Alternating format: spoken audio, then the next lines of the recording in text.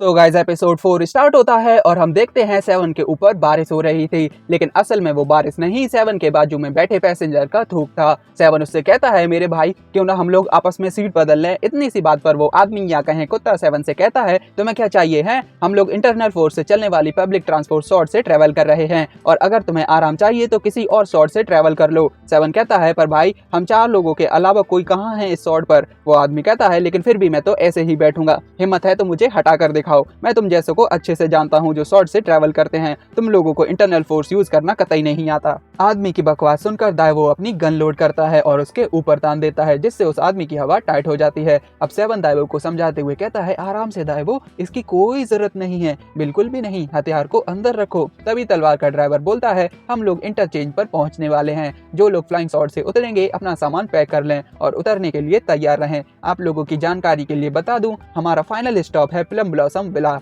अगले सीन में हम स्काई शॉर्ट इंटरचेंज स्टेशन को देखते हैं जहां स्पीकर पर अनाउंसमेंट हो रहा था जिन पैसेंजर को शॉर्ट चेंज करना है प्लीज अपनी शॉर्ट से उतर जाएं और वो पैसेंजर जिन्हें रूट चेंज नहीं करना वो ना उतरें और अपनी शॉर्ट पर ही वेट करें। अब सेवन जिस शॉर्ट पर था वो शॉर्ट स्टेशन पर रुकती है और उससे वो आदमी उतर जाता है और एक न्यू पैसेंजर शॉर्ट पर चढ़ता है। अब आप लोग वीडियो यहाँ पॉज करो और कपड़ों से पहचान कर मुझे कमेंट्स में बताओ ये पैसेंजर कौन है, बाकी आगे तो आप लोग देख ही लोगे। न्यू पैसेंजर के चढ़ने के बाद अनाउंसमेंट होता है शॉर्ट नंबर 4 यानी जिस शॉर्ट पर सेवन है वो रवाना हो रही है और फिर शॉर्ट नंबर 4 अपने रूट के लिए निकल जाती है। अब सेवन और दाइवो सर्दी की वजह से बहुत कांप रहे थे, तभी ड्राइवर सेवन से बोलता है जिस प्लम ब्लॉसम विला तुम जा रहे हो वो नॉर्दर्न सॉनबू में है, वो क्षेत्र बहुत ऊंचाई पर है, इसलिए जैसे जैसे हम नॉर्थ की तरफ बढ़ते जाएंगे टेम्परेचर कम होता जाएगा। सेवन ड्राइवर के पास आता है और कहता है सर क्या आपकी शॉर्ट में सेंट्रल हीटिंग नाम की सुविधा नहीं है। ये सुनकर ड्राइवर अपनी बोतल निकालता है। सेवन कहता है क्या ये हॉट वाटर है, थोड़ा मुझे भी दीजिए। ड्राइवर बोतल से एक सिप लेता है और मुंह में कुल्ला करके उसी में थूक देता है। सेवन बोलता है रहने दीजिए मेरी प्यास मर गई। ड्राइवर कहता है मुझे 2 सेंट्स दो तो मैं विंडशील्ड खोल दूंगा। सेवन ड्राइवर को 2 सेंट्स यानी कुछ रुपए देता है और कहता है हाँ क्यों नहीं, ये लीजिए। ड्राइवर अपने हाथ मूव करता है और फ्लाइंग शॉट के चारों तरफ एक शील्ड बना देता है जिससे उन्हें ठंडी हवा लगनी बंद हो जाती है। अब सेवन वापस दाइवो के पास आता है और कहता है हाँ अब मेरी बॉडी गर्म फील कर रही है। तभी सेवन की नजर उस न्यू पैसेंजर पर जाती है और हम देखते हैं वो और कोई नहीं बल्कि उयंग जैन होता है। सेवन उसके पास जाता है और बोलता है अरे तुम तो वही थम्स अप कुंफू वाले लड़के हो ना, क्या ही इत्तेफाक है, मैंने नहीं सोचा था हम यहाँ मिलेंगे और ये सब तुम्हारे हाथ पर इंजरीज कैसी हैं। तभी दाइवो सेवन का कान पकड़ता है और बताता है ये सब इसलिए हुआ है क्योंकि उसने तुम्हें बचाया था उस रॉक गाय यानी सीमन से और उसे लड़ते वक्त इसे चोटें आई थी। तुम्हें उस बारे में नहीं पता क्योंकि उस वक्त तुम बेहोश थे। देखो बेचारा किस तरह चोटिल और जख्मी हो गया है, ये जरूर उस फाइट में हार गया होगा। हालांकि ये कहना ठीक नहीं, हाँ पर ये एक नुकसान है, हम इसे इस तरह से कह सकते हैं क्योंकि उससे इसे बुरा नहीं लगेगा। सेवन बोलता है दाइवो लगता आज मैं उसी की वजह से जिंदा हूँ, तो जल्दी से वो दवा निकालो जो तुम्हारे पास है। उसी वक्त उयंग जैन सेवन से बोलता है लेट्स फाइट। ये सुनकर दाइवो और सेवन दोनों चौंक जाते हैं। सेवन कहता है क्या मैंने कुछ गलत सुन लिया, तुम हमारी बात कर रहे हो, मेरे और तुम्हारे बीच फाइट। उयंग कहता है हाँ तुमने सही सुना, मैं तुमसे 1-on-1 फाइट करना चाहता हूँ, चलो इस तलवार पर मरते दम तक लड़ें, जिंदगी और मौत की लड़ाई। सेवन कहता है मैं समझ नहीं पा रहा तुम लड़ना क्यों चाहते हो, पर मैं अभी किसी को बचाने की जल्दबाजी में हूँ, तो क्यों ना तुम थोड़ा इंतजार कर लो और जैसे ही मैं उसे बचा लेता हूँ मैं तुमसे बाद में किसी और जगह मिलता हूँ। दाइवो कहता है हाँ बिल्कुल सही, तब तक मैं तुम्हारे लिए एक अच्छी वाइन पेयरिंग तैयार कर लूंगा, तो बाद में मिलते हैं। उयंग कहता है तुम शैडो किलर्स अनगिनत लोगों को मार चुके हो, तो ऐसा कैसे हो सकता है तुम जैसा एक शैडो किलर किसी की जान बचाए।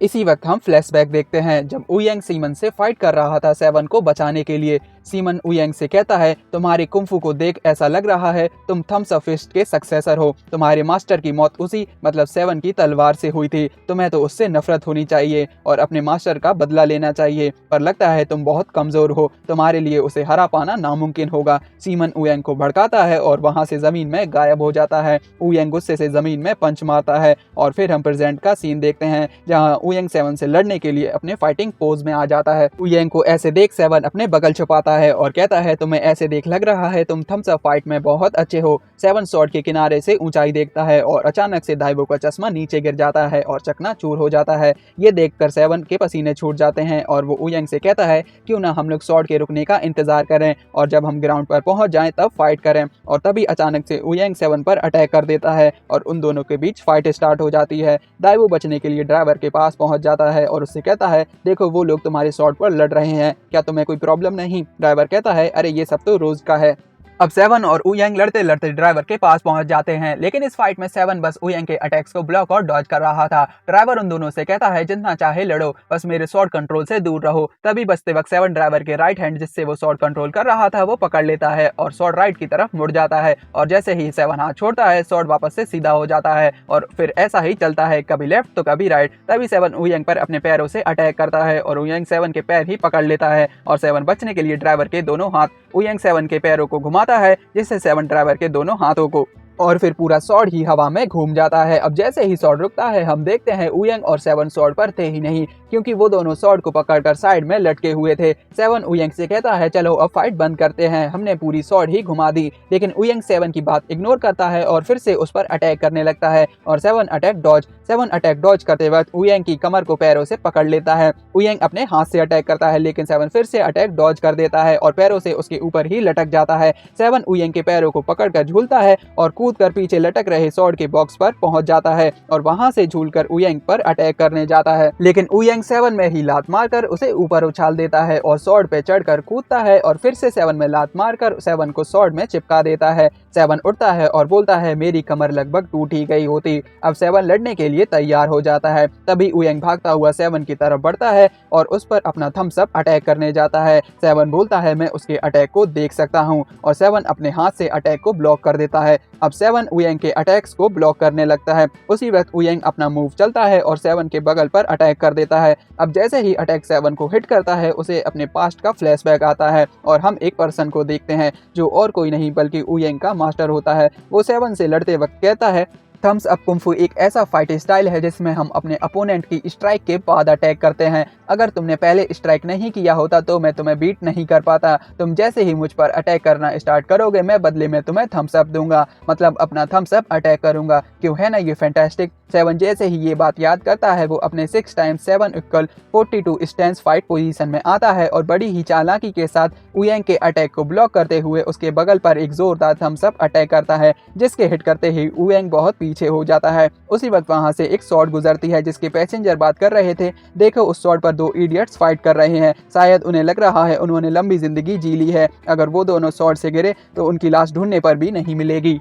अब सेवन सीरियस होकर उयंग को एक थम्स अप फाइट करने को बोलता है। सेवन सोचता है शायद इसी तरह मैं अपनी लॉस्ट मेमोरी रिकवर कर सकूं, और फिर वो दोनों एक दूसरे पर अटैक करने बढ़ते हैं। सेवन उयंग के बगल पर थम्स अप अटैक करने जाता है। उयंग अटैक को अपने हाथ से ब्लॉक करने की कोशिश करता है। उसी वक्त सेवन बगल की जगह थोड़ा नीचे उयंग के नोच लेता है। इसके बाद उयंग सेवन को चकमा देकर उसके बगल पर अटैक करने जाता है। अटैक से बचने के लिए सेवन एक कदम आगे बढ़ जाता है और अटैक को डॉज कर सेवन उयंग के हाथों को अपने बगल में दबा लेता है। अटैक से बचने की कोशिश में सेवन और उयंग कुछ ज्यादा ही पास आ जाते हैं और एक दूसरे को देखकर दोनों रेड हो जाते हैं। अब उयंग को बहुत गुस्सा आने लगता है। तभी हम फिर से फ्लैशबैक देखते हैं जहां सीमन उयंग से कहता है 3 साल पहले एक स्टेनियन सॉनवू में दिखाई दिया था, हमारा मिशन उसे मारना था, लेकिन तुम्हारा मास्टर हमें ऐसा करने से रोकने लगा और उस स्टेनियन की भागने में मदद की। तुम्हारा मास्टर एक गद्दार के अलावा कुछ नहीं है, यहाँ तक कि जब मैंने उसकी सारी हड्डियां तोड़ दी तुम्हारे मास्टर ने फिर भी उस स्टेनियन को हमें नहीं सौंपा। उयंग कहता है मेरे मास्टर कोई गद्दार नहीं थे, मैं अपने मास्टर के लिए न्याय जरूर मांगूंगा।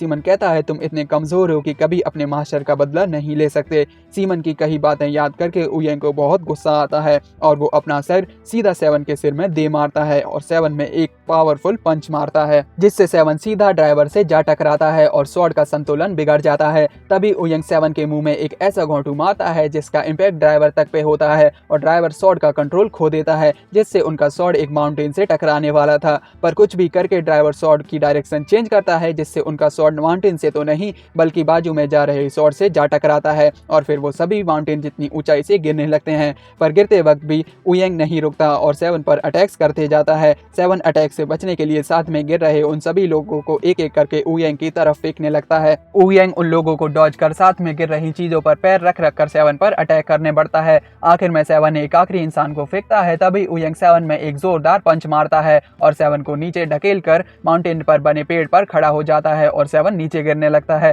तभी अचानक से उयंग को उन लोगों के डर से कराने की आवाज आती है और वो जैसे ही पीछे मुड़कर देखता है, हम देखते हैं सेवन उन लोगों को उयंग के अटैक से बचने के लिए नहीं फेंक रहा था, बल्कि उनकी जान बचाने के लिए उन्हें माउंटेन की तरफ फेंक रहा था। ये देखकर उयंग बहुत हैरान हो जाता है और सोचने लगता है क्या वो इन लोगों की जान बचाने की कोशिश कर रहा था। अब हम सेवन को देखते हैं जो जैसे ही जमीन से टकराने वाला होता है तभी सोफी उसे पकड़कर टकराने से बचा लेता है। सेवन सोफी को देखकर बोलता है, सोफी मुझे तो लगा था तुम इंजर्ड हो पर तुम तो उड़ पा रहे हो। तभी इंजर्ड होने की वजह से सोफी ज्यादा देर सेवन को पकड़कर नहीं उड़ पाता और आखिर में सेवन जमीन से जा टकराता है पर मरता नहीं है। उसी वक्त वहाँ उयंग आ जाता है। सेवन कहता है क्या तुम अभी भी लड़ना चाहते हो? उयंग सेवन से बोलता है, मेरे मास्टर ने मुझसे कहा था तुम इंसान के दिल में झांक सकते हो उसके फिस्ट के तरीके के आधार पर, फिर चाहे तुम्हारे और उसके फिस्ट फाइट स्टाइल सेम हो, क्योंकि हर एक इंसान अलग होता है और वो किस तरह फाइट करता है वो उस पर निर्भर करता है। इसलिए जब हम लड़ते हैं तो हम एक अंदाजा लगा सकते हैं सामने वाला इंसान किस तरह का है।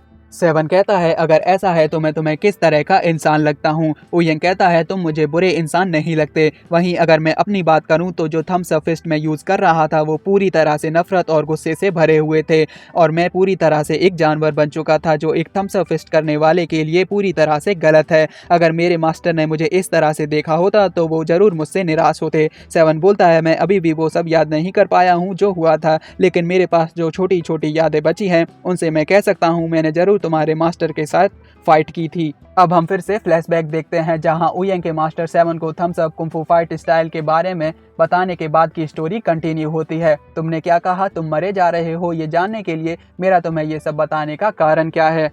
उयंग के मास्टर कहते हैं, ये मैं तुम्हें इसलिए बता रहा हूँ क्योंकि मैं चाहता हूँ ज़्यादा से ज़्यादा लोग थम्स अप फिस्ट का अर्थ जानें, ताकि फ्यूचर में हम में से कोई भी पहले हमला करने से पहले थोड़ा सोचे कि जब तक मेरा दुश्मन मुझ पर हमला नहीं करेगा तो मैं भी नहीं करूँगा। तो इस तरह से दुनिया में लड़ाई झगड़ा कम होगा। अब प्रेजेंट वाला सेवन उयंग से कहता है, सच कहूँ तो तुम्हारे मास्टर एक अमेजिंग मार्शल आर्टिस्ट थे और मैं तुमसे वादा करता हूँ जब सब कुछ खत्म हो जाएगा तो मैं वापस आऊँगा और तुमसे मिलूंगा। ये कहकर सेवन अपना हाथ उयंग की तरफ बढ़ाता है, लेकिन उयंग हाथ मिलाने से पहले अपने एक थप्पड़ मारता है और फिर हाथ मिलाकर कहता है, हाँ हम मिलेंगे क्योंकि हमने डिसाइड नहीं किया है हम में से कौन थम्स अप फिस्ट में अच्छा है। सेवन बोलता है, क्यों ना अगली बार हम लोग हेयर स्टाइलिंग स्किल्स में कम्पीट करें। ये सुनकर उयंग हंसने लगता है और आखिर में उन दोनों के बीच सब कुछ ठीक हो जाता है। अब लास्ट में हम देखते हैं उयंग के मास्टर को मारने वहाँ मेंजुस्का और सीमन भी आ जाते हैं। मेंजुस्का कहती है, अपनी जान की कीमत पर भी क्या तुम उस स्टैनियन को प्रोटेक्ट करोगे? कहीं तुम भी तो एक जासूस नहीं हो?